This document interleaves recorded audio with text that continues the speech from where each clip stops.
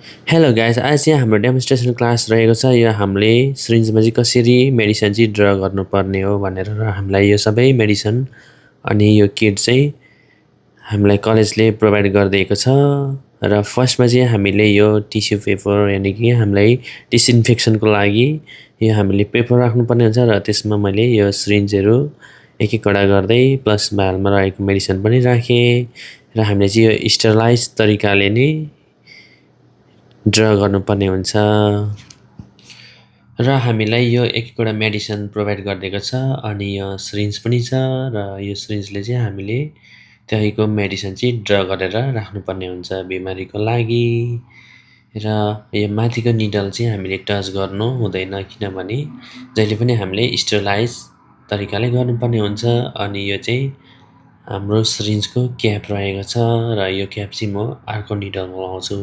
त्यो अघि सानोकोमा चाहिँ अलरेडी थियो र अब अर्को आइएम लगाउने सिरिन्जमा चाहिँ म लगाउँछु। यसको चाहिँ हामीले क्याप लगाउनु पर्ने हुन्छ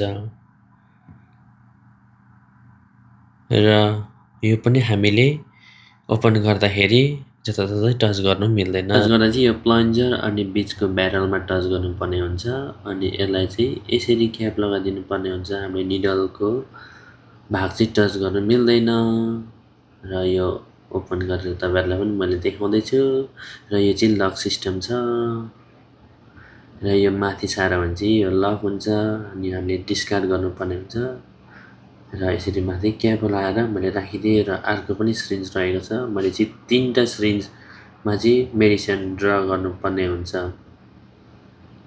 त्यही भएर म तपाईँहरूलाई एक एकवटा गर्दै यसरी देखाउँदैछु। यो चाहिँ हामीले आइएम लगाउनको लागि राखेको र मेरोसँग चाहिँ यो 3टा रहेको छ। अब म मेडिसिन ओपन गर्दैछु र यो मेडिसिन चाहिँ हामीले ओपन गरेर ड्र गर्नुपर्ने हुन्छ। यो चाहिँ हामीले यसरी ओपन गरिसकेपछि यसमा चाहिँ हामीले हावा भर्नुपर्ने हुन्छ र यो हावा चाहिँ हामीले अघिको मेडिसिनभित्र लगाउनु पर्ने हुन्छ र यो चाहिँ हाम्रो वेब एल्कोहोलिक प्याड हो र यसले चाहिँ हामीले यो माथिको स्वेप गर्नुपर्ने हुन्छ अनि हामीले यो 90 डिग्रीको एङ्गलमा लगाउनु पर्ने हुन्छ यसरी।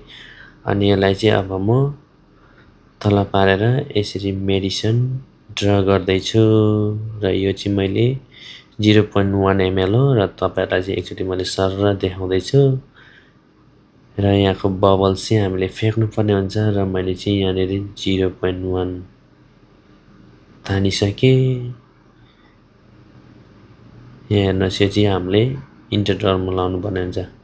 यो चाहिँ म अब 0.5 ml तान्दैछु। यो चाहिँ आइएमको लागि हो, म रेडी गर्दैछु र यसरी मेडिसिन तानेपछि जहाँ सानो सानो बबल्स हुन्छ त्यो चाहिँ हामीले फ्याँक्नुपर्ने हुन्छ। ट्याप ट्याप ट्याप पारेर त्यसलाई फ्याँकेर मात्रै हामीले बिरामीलाई लाउनु पर्ने हुन्छ र बबल्स छ भने चाहिँ हाम्रो मेडिसिन एकुरेट हुँदैन, त्यही भएर मैले यो चाहिँ बबल्स फ्याँक्दैछु यहाँनिर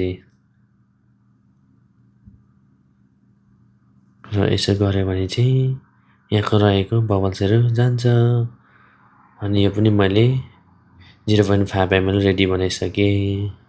फेरि अर्को पनि मलाई चाहिएको छ, जम्मा गरी 3टा हो र म त्यसरी नै मेडिसिन यसरी ड्र गर्दै राख्नेछु बिरामीको लागि र यहाँ भएको हावा यानि कि बबल्सहरू पनि म यसरी फ्याँक्छु अनि मात्रै हाम्रो एकुरेट लेभलमा मेडिसिन ड्र गरिन्छ। र यसरी ड्र गरिसकेपछि हामीले जहिले पनि क्याप लाएर राख्नुपर्ने हुन्छ र मैले चाहिँ यो 3टा ड्र गरेर राखिसकेँ। अब चाहिँ म अलमोस्ट तयारी भइसकेँ बिरामीलाई इन्जेक्सन लगाउनुको लागि र मसँग 3टा सिरिन्जमा मेडिसिन फिलअप गरिसकेँ र यो चाहिँ मेरो ट्रेमा राखिसकेको छु नाम लेखेर।